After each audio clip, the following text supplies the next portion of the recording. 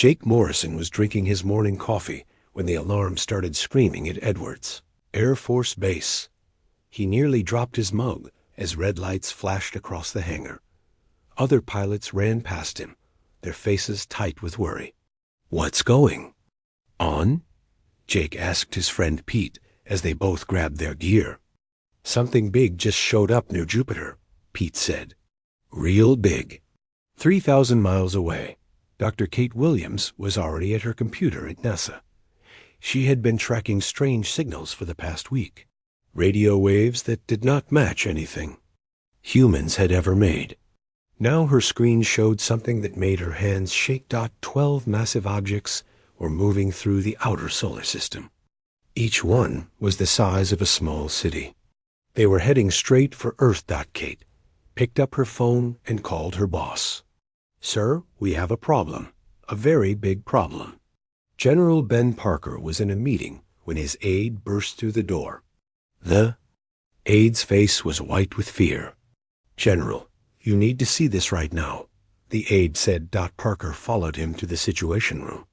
On the main screen was a live feed from the Hubble Space Telescope. Parker had been a soldier for 30 years. He had seen combat in 3 different wars. But nothing had prepared him for this sight. The alien ships were beautiful and terrible at the same time. They looked like giant silver dragons with wings made of metal and light. Each ship bristled with weapons that glowed with purple energy. "How long until they reach Earth?" Parker asked. "At their current speed, about 6 hours," came the reply. Admiral Zexter stood on the bridge of his flagship, the Eternal Claw. He was tall and covered in dark green scales. His yellow eyes looked at the blue planet growing larger on his screen. This was going to be easy. His scout ships had been watching this world for months. The creatures here were still using chemical rockets to barely reach their own moon. They fought each other with simple metal weapons and explosives. Some of them even still used animals for transportation. "Prepare the surrender message," Zexter told his communications officer. "Use their primitive languages. Make it simple so their tiny brains can understand." The message went out on every radio frequency that humans used. It played on television stations around the world. It echoed from emergency broadcast systems in every major city. The voice was deep and cold. It spoke in broken English and repeated in other human languages. "Primitive mammals of the 3rd planet, you will surrender immediately. Resistance is useless. You have 72 of your time periods to comply. Failure to surrender will result in your removal from this world." Jake Morrison was in his F-22 fighter jet when the message played over his radio. He looked up through his canopy at the alien ships that were now visible as bright dots in the sky. "Control, this is Morrison. Are we really going to fight those things with fighter jets?" he asked. "That's affirmative, Morrison." "Show them what human pilots can do." Jake almost laughed. The aliens probably thought human aircraft were toys. They had no idea what they were dealing with. Dr. Kate Williams was not panicking like most people expected her to. Instead, she was excited. For the first time in her life, she was going to meet aliens. Real aliens from another world. But as she studied the data from their ships, she noticed something interesting. The alien vessels were designed for fighting in space. Their shapes were perfect for vacuum conditions. But Earth had an atmosphere. It had weather. It had gravity that changed depending on where you were. Kate picked up her phone and called General Parker's office. "I need to speak to whoever is planning our defense," she said. Lisa Chun was already at her computer when the message ended. She worked for DARPA, the government agency that developed new military technology. Her job was to protect computer networks from enemy attacks. But as she listened to the alien message, Lisa realized something. The aliens were using radio signals just like humans did. If they used radio, they probably used other forms of electronic communication too. "If they have computers, I can hack them," Lisa said to herself. She started typing, her fingers flying across the keyboard. Within minutes, she was scanning for alien electronic signals. What she found surprised her. The alien ships were sending data back and forth constantly. Messages about troop positions, supply levels, and battle plans. But their encryption was unlike anything humans had developed. It was more advanced, but it was also very rigid and predictable. Lisa smiled. She loved solving puzzles. Around the world, humans were not acting like the aliens expected. Instead of panicking, people were getting angry. Instead of hiding, they were preparing to fight. Radio operators were already tracking alien communications. Engineers were studying footage of the ships, looking for weaknesses. Ham radio operators in small towns were passing messages between military bases faster than the official channels could handle. Farmers were hiding equipment in barns, ready to help however they could. Even children were watching the sky and taking notes about what they saw. And Admiral Zexter received reports from his advanced scouts. The mammals below were organizing some kind of resistance. But how could primitive creatures pose any threat to the most advanced fleet in the galaxy? Begin landing operations, he ordered. Take their major cities first. Once their leaders surrender, the rest will follow. What Zexter did not know was that humans did not have just one leader. They had millions of leaders. Every town, every group, every family was capable of making its own decisions. And right now, they were all deciding the same thing. They were going to fight. Jake Morrison checked his weapons one more time as he flew toward the alien ships. Behind him, hundreds of other human aircraft were doing the same. They might be primitive compared to alien technology, but they were flown by humans. And humans did not give up easily.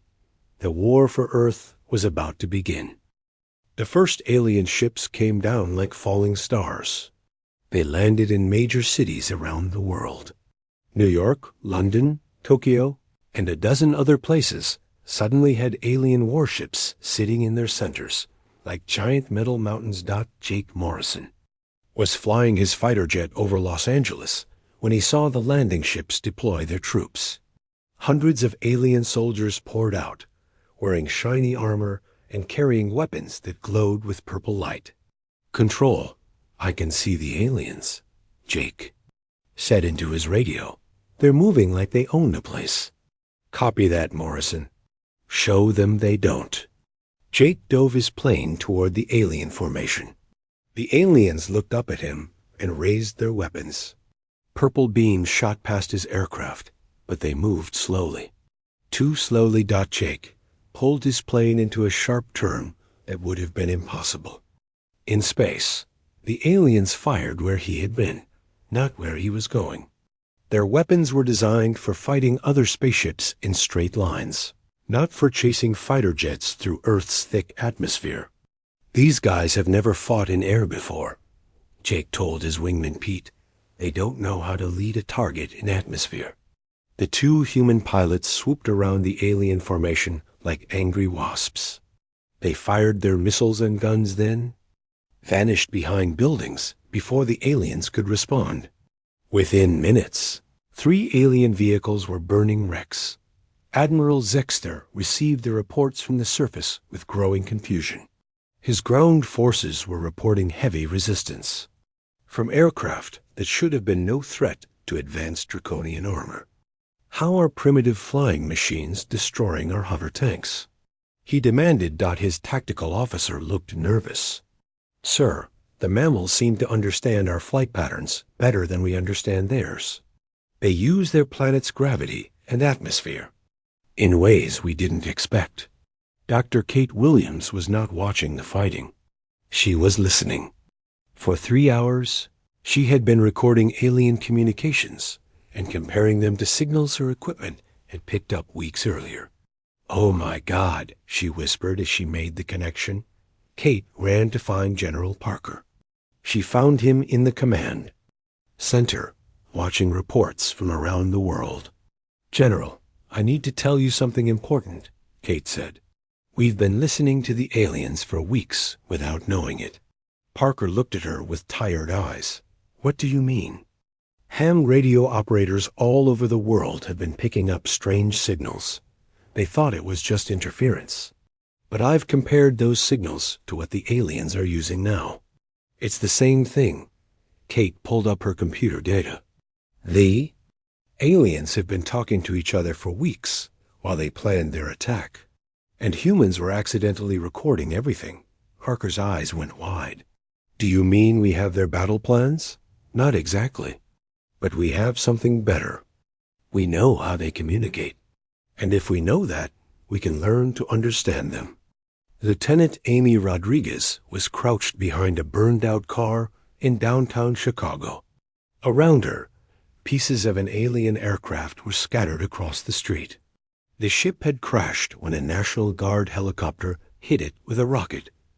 Amy was an aide. Engineer. Her job was to build bridges and roads for the Army. But right now, she was more interested in alien technology. She picked up a piece of the alien hull and examined it. The metal was lighter than aluminum, but stronger than steel. Strange symbols were carved into its surface.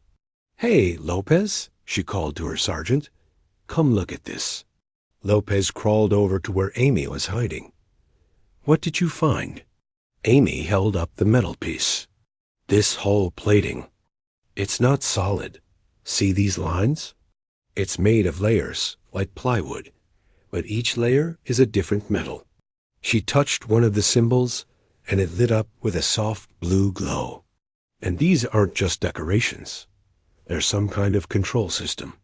Amy carefully removed the piece and put it in her pack. "I'm taking this back to base. If we can figure out how it works, maybe we can make our own." Chris Maxwell was not a soldier. 3 days ago, he had been writing software for a tech company in Seattle. Now he was hiding in an abandoned warehouse, coordinating resistance fighters. Through encrypted messages. Chris had always been good with computers and networks. When the aliens landed, he realized that their biggest advantage was also their biggest weakness. They were organized, but they were organized like a machine. Everything followed patterns and rules. Humans, on the other hand, were chaotic. They didn't follow patterns. They made decisions that didn't make sense to alien computers. "Okay, everyone listen," Chris said into his radio. "The aliens are using predictable search patterns. They move in straight lines and check every building in order. We can use that against them." Around the city, small groups of humans began moving in ways that the aliens couldn't predict. They used sewers and subway tunnels. They went through buildings instead of around them. They attacked from directions that alien sensors weren't watching. The aliens had expected to fight an organized human military. Instead, they found themselves fighting thousands of small groups that appeared and disappeared like ghosts. Admiral Zexter was getting more reports from the surface. None of them were good. "Sir, our forces in Paris report they are being attacked by mammals using our own weapons," his communications officer said. "That's impossible. The mammals don't understand our technology. The mammals appear to have removed weapons from destroyed vehicles and are using them against our troops." Zexter felt something he had never felt before in battle. Uncertainty. How are they learning so quickly? He asked. Down on Earth, Jake Morrison was landing his fighter jet at a temporary base. His plane was damaged from the day's fighting, but he was alive. Around him, other pilots were sharing stories and information. "The alien hover tanks can't turn quickly," one pilot reported. "If you get behind them, they can't bring their main guns to bear. Their aircraft don't handle wind." "Well," said another, "I saw one crash because it couldn't adjust for a crosswind." Amy Rodriguez arrived at the same base carrying her pack full of alien equipment. She found the base's senior engineer and dumped her collection on his desk. "Sir, I need a lab and some smart people. she said. "I think I can figure out how this stuff works." As night fell over Earth, humans around the world were doing something the aliens hadn't expected. They were learning. Every battle taught them something new about alien technology and tactics. Every captured piece of equipment was being studied and tested. The Draconians had expected to fight primitive mammals with simple weapons. Instead, they were fighting a species that treated advanced alien technology like a puzzle to be solved, and humans were very good at solving puzzles. 3 weeks had passed since the aliens landed. Admiral Zexter stood on his ship's bridge, staring at reports that made no sense. His forces were not winning. They were losing. "Sir, we have lost another supply convoy," his tactical officer reported. "The mammals destroyed it using our own plasma cannons." Zexter's claws scraped against the metal console. "How did they get our weapons?" "They appear to have removed them from damaged vehicles and mounted them on their primitive trucks." Lisa Chun sat in a dark room filled with computer screens. For 3 weeks, she had been working 18 hours a day, trying to break into alien computer systems. Today, she finally succeeded. "Got you," she whispered as lines of alien code scrolled across her screen. The alien networks were incredibly advanced, but they had one major flaw. They were designed for a society where everyone followed orders without question. The aliens never expected anyone to try to break into their systems from the inside. Lisa began downloading everything she could find: troop movements, supply schedules, and communication protocols. Within hours, she had more information about the alien invasion than most alien commanders possessed. She picked up her secure phone and called General Parker. "Sir, I'm in their network, and you're going to love what I've found." Matt Thompson was just a farmer from Iowa. He grew corn and soybeans on land his family had owned for 4 generations. But 3 weeks ago, aliens had landed near his farm and started taking his neighbors away. Matt was not going to let that happen. He had been watching the alien hover vehicles for days, learning their patterns. The vehicles floated 3 feet off the ground, using some kind of energy field. They looked unstoppable, but Matt knew something about electromagnetic fields from the equipment he used on his farm. And he had an idea. Matt climbed into his old crop duster plane, the same one he used to spray his fields. But instead of pesticides, he had loaded it with a device his engineer friend had built. A device that created powerful electromagnetic pulses. He flew low over the alien patrol route and activated the device. The electromagnetic pulse hit the hover vehicles like an invisible hammer. The aliens' advanced technology suddenly wasn't so advanced. Their hover systems failed, and the vehicles crashed to the ground. The alien soldiers inside stumbled out, confused and dizzy. Matt landed his plane and walked over to the crashed vehicles. "Welcome to Earth," he said, pointing his shotgun at the aliens. Dr. Beth Sanders had been studying the aliens for 2 weeks. She was a biochemist, which meant she understood how living things worked at the molecular level. What she had discovered about the aliens was very interesting. Beth worked in a laboratory beneath a military base in Colorado. On her table were samples of alien blood, tissue, and equipment. She had been testing how they reacted to different things. "Colonel, you need to see this," Beth called to her commanding officer. Colonel Davis walked over to her workstation. "What did you find, Doctor?" Beth pointed to a petri dish filled with alien tissue samples. Half of the samples looked healthy. The other half were dissolving. "The aliens have incredibly advanced immune systems," Beth explained, "but they're designed for sterile environments. Their ships, their suits, everything is kept perfectly clean." She pointed to the dissolving samples. "But Earth isn't sterile. We have billions of bacteria and viruses that their immune systems have never encountered. Their life support systems can't filter out everything." Colonel Davis understood immediately. You're saying we can use Earth's own bacteria as a weapon? I'm saying Earth is already fighting them for us. We just need to help it along. Tony Reeves owned a small auto repair shop in Detroit.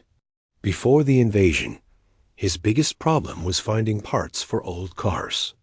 Now his biggest problem was staying alive while building weapons to fight aliens. Tony had always been good at fixing things. Give him some metal, some wires, and some time, and he could make almost anything work. When the army brought him pieces of crashed alien vehicles, Tony saw possibilities. "Look at this," Tony said to his team of mechanics. "This alien power core puts out more energy than a nuclear reactor, but it's only the size of a car battery." He held up a piece of alien hull plating. "And this armor is stronger than anything we've ever made. But watch this." Tony connected the alien power core to a human tank engine. The engine roared to life with more power than it had ever produced. Then he welded the alien armor onto the tank's hull. "Now we have a tank that's twice as fast and 10 times as tough as anything the aliens have seen," Tony said with a grin. Within days, Tony's hybrid vehicles were rolling off his makeshift assembly line. Human engineering combined with alien technology, in ways the aliens had never imagined. Jake Morrison was flying one of Tony's hybrid aircraft when he encountered an alien patrol. The aircraft looked like a human fighter jet, but it moved like an alien ship and hit like a freight train. "Control, this is Morrison," Jake said into his radio. "I'm engaging alien forces with the new hybrid fighter." Jake's aircraft moved through the sky with impossible grace. The alien power core gave it speed and maneuverability that defied human physics. The alien weapons gave it firepower that could punch through any armor, but it was still flown by a human pilot who understood air combat in ways no alien ever could. The alien patrol never had a chance. Admiral Zexter received the report about the hybrid aircraft with growing alarm. The mammals were not just using Draconian technology. They were improving it. "Sir, we have another problem," his communications officer announced. "Our secure networks have been compromised. The mammals appear to know our troop positions before we deploy them." Zexter felt his scales turn cold. "How is that possible?" "Unknown, sir. But they are coordinating attacks with information that could only come from our own command systems." For the first time since the invasion began, Admiral Zexter wondered if his fleet might actually lose this war. The mammals were supposed to be primitive. They were supposed to surrender quickly when faced with superior technology. Instead, they had turned that superior technology into their own weapons. They were learning faster than his people could adapt. And somewhere deep in his mind, Zexter began to fear that the Draconian Empire had made a terrible mistake coming to this small blue planet. 6 months had passed since the aliens first landed on Earth. Colonel Sam Mitchell stood on the bridge of what used to be the Draconian destroyer Stormbringer. Now the humans called it the USS Freedom, and Sam was its captain. The bridge still looked alien with its curved walls and glowing panels, but human voices filled the air. Navy personnel sat at control stations. They had learned to operate through trial and error. What had once been an impossible dream was now reality. "Captain, we have 3 alien ships trying to escape the atmosphere," reported Lieutenant Johnson from the communications station. Sam smiled. "Intercept course. Let's show them how their own ship handles when humans are flying it." The USS Freedom moved through space with deadly grace. The human crew had spent months learning every system on the ship, but they had done more than just learn to use alien technology. They had improved it. Dr. Maria Santos was working in a laboratory that had been built inside a captured alien transport ship. She was not building weapons or studying technology. She was working with something much more dangerous to the aliens than any weapon humans could build. Disease. Maria had discovered that the Draconian immune system was incredibly advanced, but also incredibly specialized. It could fight off any disease the aliens had ever encountered in space. But Earth had billions of organisms that had never existed anywhere else in the galaxy. Perfect, Maria said as she looked at her latest creation through a microscope. She had modified a common Earth cold virus to spread through Draconian air recycling systems. To humans, it would feel like a mild headache. To aliens, it would be deadly. Maria loaded her biological weapon into small aerosol containers. Within hours, resistance fighters around the world would be releasing Earth's own ecosystem into alien ships and bases. Nick Peterson used to work for NASA, designing rocket engines. Now he worked in a secret facility beneath the Nevada desert, building something that should have been impossible. Nick had figured out how to manufacture Draconian power cores using Earth materials. A secret is in the crystalline structure, Nick explained to his team of engineers. The aliens grow these crystals in zero gravity over several years. But if we use controlled electromagnetic fields, we can create the same structure in a few hours. On the workbench in front of him was a power core that looked identical to the alien originals. But this one had been made entirely with Earth resources and human engineering. "Sir, this is incredible," said one of his assistants. "We can now power our ships and weapons without depending on captured alien equipment." Nick nodded. "And more. Importantly, we can build them faster than the aliens can destroy them."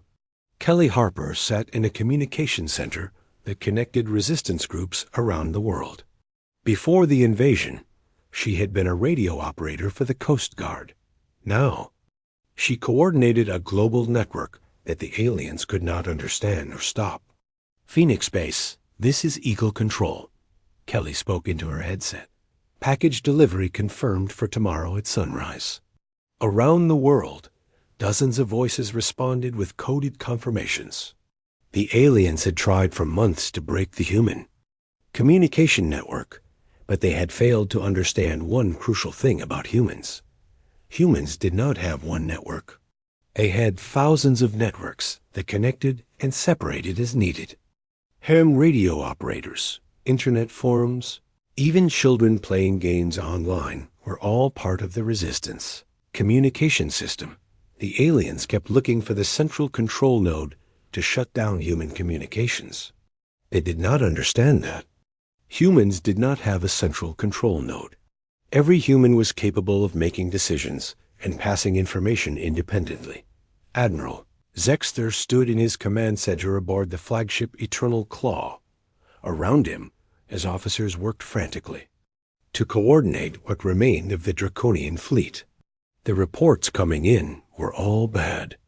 "Sir, we have lost contact with the ground base in what the mammals call Europe," reported his tactical officer. "How many ships have we lost this week?" Zexter asked. 14, sir." "But that's not the worst part." Zexter turned to face his officer. "What could be worse?" "Sir, 3 of those ships were captured intact. The mammals are now operating them against us." Zexter felt his scales go cold. It was not just that the humans were winning. It was how they were winning. They took everything the Draconians had and made it better. The humans had captured Draconian weapons and mounted them on their own vehicles. They had stolen Draconian ships and crewed them with human pilots. They had broken into Draconian computers and used the information to hunt down alien forces. But worst of all, they had done something no enemy had ever done before. They had taken Draconian technology and improved it. Colonel Sam Mitchell was leading a fleet of 6 ships through Earth's upper atmosphere. 3 of them were captured Draconian vessels operated by human crews. 3 were human ships powered by hybrid technology that combined the best of both worlds. "Target acquired," reported his weapons officer. 1 Draconian heavy cruiser attempting to reach orbit. "All ships, this is freedom," Sam announced. "Remember, we want that ship intact. If possible, our engineers can always use more alien technology to study." The human fleet moved in perfect coordination. They had learned alien tactics and combined them with human strategy. The result was a fighting force that the aliens could not match. Draconian cruiser tried to fight back, but it was hopeless. Human ships moved with unpredictable patterns, while alien ships followed rigid formations. Human weapons had been enhanced with alien technology, while alien weapons remained unchanged. Within minutes, the alien cruiser was disabled and boarding. Parties of human soldiers were taking control of yet another enemy ship. Dr. Maria Santos received reports from around the world as her biological weapons spread through alien installations. Draconian soldiers were falling sick faster than their medical teams could treat them. Entire bases were being abandoned as the aliens fled from Earth's microscopic defenders. "It's working perfectly," Maria told General Parker during their daily briefing. "The aliens are discovering that Earth itself is fighting against them." Nick Peterson's factories were now producing more power cores in a single day than the aliens could manufacture in a month. Human ships powered by these new cores were faster, stronger, and more maneuverable than anything in the Draconian fleet. Kelly Harper coordinated attacks that struck alien positions simultaneously on 6 different continents. The aliens still did not understand how humans could plan and execute such complex operations without a central command structure. Admiral Zexter looked at the tactical display showing what remained of his once mighty fleet. Half of his ships were gone. The other half were trapped in Earth's gravity well, hunted by vessels that had once been his own. For the first time in his long military career, Admiral Zexter was afraid. The mammals were not just winning the war. They were learning from every battle, adapting to every tactic, and turning every draconian advantage into a human weapon. The hunters had become the hunted. 1 year had passed since the Draconian fleet first arrived at Earth. Admiral Zexter stood alone on the bridge of his flagship, the Eternal Claw. It was the only ship he had left. Around him, the bridge was dark and damaged. Most of his crew was dead or captured. Emergency lights flickered as the ship's power systems struggled to keep working. Through the main view screen, he could see Earth shrinking behind him as he tried to escape. But Zexter knew the humans would not let him leave. They had learned too much about the Draconian Empire. They knew about the other worlds his people had conquered. And humans, he had discovered, did not like bullies. General Jake Morrison stood on the bridge of the USS Earth's Vengeance, the ship that used to be called the Draconian destroyer Claw of Dominion. He had been promoted 3 times during the war, rising from pilot to general as humanity learned to fight among the stars. "Sir, we have the alien flagship on sensors," reported his tactical officer. "It's trying to reach the edge of the solar system." Jake looked at the display showing the fleeing alien ship. Behind it, a fleet of human vessels was closing the distance. Some of the ships had been built on Earth using alien technology. Others were captured Draconian vessels with human crews. "All ships, this is Earth's vengeance," Jake announced. "Remember, we need that ship's database intact. There are other worlds out there that need our help." Admiral Kate Williams commanded the human fleet from her flagship, the USS Freedom Fighter. She had started the war as a scientist studying radio signals. Now she was an admiral leading humanity's first interstellar fleet. "Helm, increase speed," Kate ordered. "Don't let them reach hyperspace." The human ships moved through space with deadly purpose. They had learned alien technology, but retained human tactics. The result was a fleet that could outfight anything the Draconians had ever built. Carl Washington worked in the engine room of the Freedom Fighter, keeping the hybrid power systems running at maximum efficiency. Before the war, he had been a mechanic fixing cars in a small town. Now he was the chief engineer of humanity's most advanced starship. "Admiral, we're getting everything the engines can give us," Carl reported over the ship's communication system. "These alien power cores are amazing, but the improvements we made are even better. Carl looked proudly at the engine room around him. Human engineering had taken alien technology and made it stronger, faster, and more reliable. The aliens had built their ships to last for centuries. Humans had built theirs to win wars. Linda Foster sat in the communication center of the lead ship, monitoring alien transmissions. She had been a language teacher before the invasion. Now she was humanity's expert in alien languages and culture. Admiral Williams, I'm picking up a transmission from the alien flagship, Linda reported. It sounds like a distress call. Put it on speakers, Kate ordered. The bridge filled with the sound of Admiral Zexter's voice, speaking in the Draconian language. Linda translated as he spoke. He's sending a message to the Draconian Empire, Linda said. He's warning them about Earth. Admiral Zexter's transmission went out across the galaxy, carried by subspace signals that would take months to reach the Draconian home worlds. But he had to try to warn his people about what they had awakened. Imperial Command, this is Admiral Zexter of the 12th Conquest Fleet. He spoke into his communication device. Do not send reinforcements to the third planet of the Sol system. Repeat, do not approach this world. Zexter paused, trying to find words to describe what had happened to his fleet. How could he explain that a primitive world had destroyed the most advanced military force in the galaxy? The mammals are not what they appear to be, he continued. They learn faster than we can adapt. They turn our own technology against us. A fight without honor or predictable tactics. They are not primitive. They are something far worse. The human fleet had surrounded the Eternal Claw.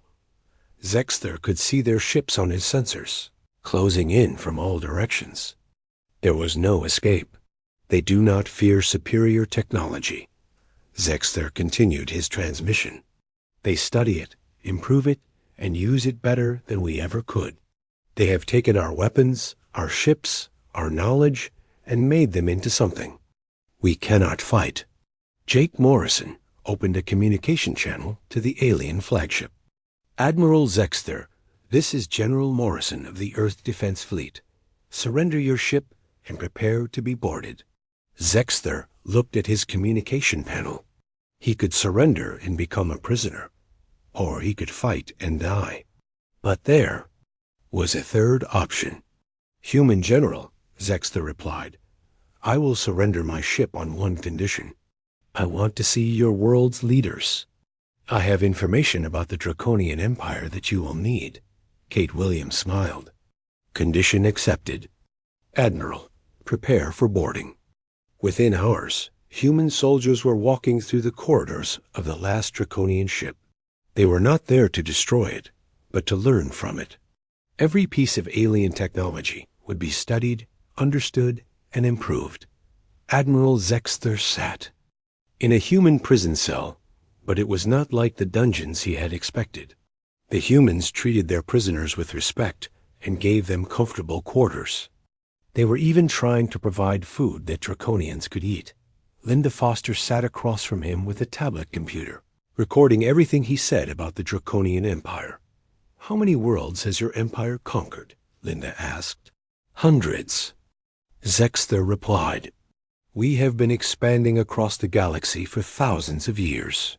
We take worlds with primitive technology and make them part of our empire. Linda made notes on her tablet. And these conquered worlds, do their people want to be free? Zexter looked at her with something like fear in his yellow eyes. You're not thinking of attacking the empire, are you? You're just one small world. Linda smiled. Admiral, you've been studying us for a year. Do we look like the kind of people who ignore bullies? 2 years later, human ships began appearing at former Draconian colonies throughout the galaxy. They arrived with a simple message. Earth had defeated the Draconian fleet, and now they were offering freedom to any world that wanted it. The ships were crewed by humans, but they used technology that was far advanced beyond anything the Draconians had ever built. Human engineering had taken alien science and made it into something completely new. Admiral Zexther's final transmission to the Draconian Empire had been correct. The humans were not primitive. They were not even just advanced. They were something the galaxy had never seen before. A species that could take any technology, learn it completely, improve it beyond recognition, and use it to fight for justice across the stars. The backward planet Earth had become the galaxy's greatest hope for freedom, and it had all started with one simple mistake. The Draconian Empire had underestimated humanity.